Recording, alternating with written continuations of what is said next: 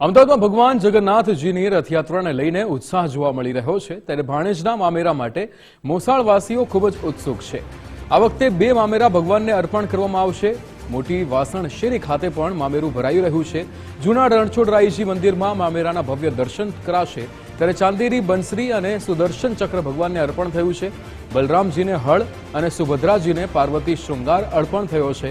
વર્ષો બાદ વાસણ શેરીમાં મામેરાની પરંપરા શરૂ થઈ છે। મામેરું તો આ રથયાત્રાના દિવસે જ ભરવામાં આવે છે અને આ તો મામેરું તો કોઈની દીકરીનું લગ્ન હોય ને ત્યારે ભરવામાં આવે।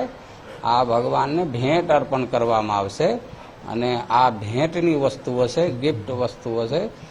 અમારા થકી અને અમારા નાની મોટી વાસણ શેરી થકી જેટલા પણ ભગવાનને હરખ હૈયે કોઈ વસ્તુ આપવાની ઈચ્છા થઈ છે તો બધા ભેગા થઈ અને ખૂબ સુંદર સુંદર વસ્તુઓ, વસ્ત્રો, આભૂષણો લાવ્યા છે અને તે અમે ભગવાનને બીજના દિવસે અર્પણ કરવાના છીએ। કહીએ કે જબા બબા કહીએ તો એ પ્રમાણે ભાગવાનના જે વસ્ત્ર હોય એને ભાગો કહેવામાં આવે છે અને એ ખૂબ સુંદર રીતે ભગવાનને મકુટ અને ભાગા તૈયાર કરાવવામાં આવે અને એ અર્પણ કરવામાં આવશે।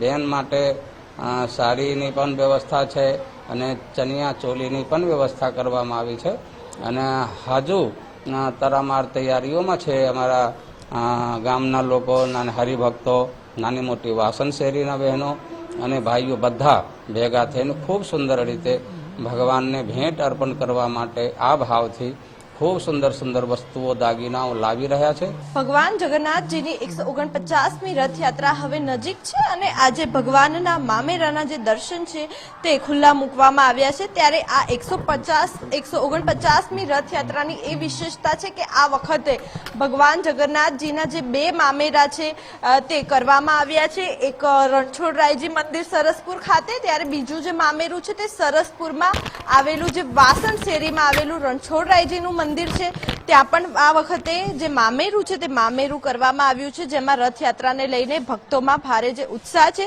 તે ઉત્સાહ જોવા મળી રહ્યો છે। મહત્વનું છે કે ભગવાનના મોસાળ ખાતે 2 મામેરામાં પરંપરાગત જે લાખેણું મામેરું છે તેના દર્શન હવે આજથી જ ભક્તો માટે ખુલ્લા મૂકવામાં આવ્યા છે। આ વર્ષે એક વિશેષતા એ છે કે ભગવાન જગન્નાથજીના મામેરાના દર્શન 2 સ્થળે યોજાઈ રહ્યા છે। સરસપુર ઉપરાંત જે મોટી વાસણ શેરી ખાતે આવેલા ઐતિહાસિક જૂના રણછોડરાયજી મંદિર છે ત્યાં પણ મામેરાના જે દર્શન છે તેનું આયોજન કરવામાં આવ્યું છે અને મામેરાના પ્રસંગે ભગવાન જગન્નાથજીના ભાઈ બલભદ્રના અને બહેન સુભદ્રાજીના અલગ અલગ પ્રકાર જે વિશેષ જે વાગાઓ છે તે તેમને અર્પણ કરવામાં આવશે। સાથે જ કહી શકાય કે ભગવાન જગન્નાથજીને તેના સિવાય જે ચાંદીની વાસળી છે અને સુદર્શન ચક્ર છે તે અર્પણ કરવામાં આવશે અને ભગવાન બલરામજીને પણ ચાંદીનું જે હળ છે તે અર્પણ કરવામાં આવશે અને ત્રણેય ભગવાન માટે જે નવા વાઘા છે તે તૈયાર કરવામાં આવ્યા છે। જ્યારે બહેન સુભદ્રાજીને જે પાર્વતી શણગાર છે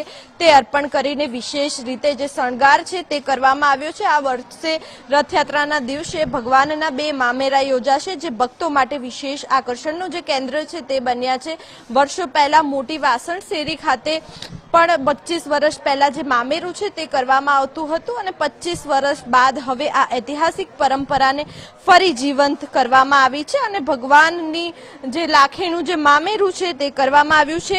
બહેન સુભદ્રાજીની વાત કરીશું તો તેમના માટે જે સોનાની નથણી છે નાકની તે પણ અર્પણ કરવામાં આવી છે। ચાંદીની પાયલ, કમરમાં બાંધવાનો ચાંદીનો કંડોરો, ચણિયાચોળી, સાડીઓ, ચાંદીની બંગડી સહિત અનેક જે 16 શણગાર છે તે તેમના માટે અર્પણ કરવામાં આવ્યા છે। એટલે કે આ વખતે ભક્તોમાં પણ અનેરો ઉત્સાહ જોવા મળી રહ્યો છે કારણ કે આ વખતે ભગવાન જગન્નાથજીના એક નહીં પરંતુ 2 મામેરા અર્પણ કરવામાં આવશે। કેમેરામેન વિનોદ સાથે માનસી પટેલ, ગુજરાત ફર્સ્ટ, અમદાવાદ।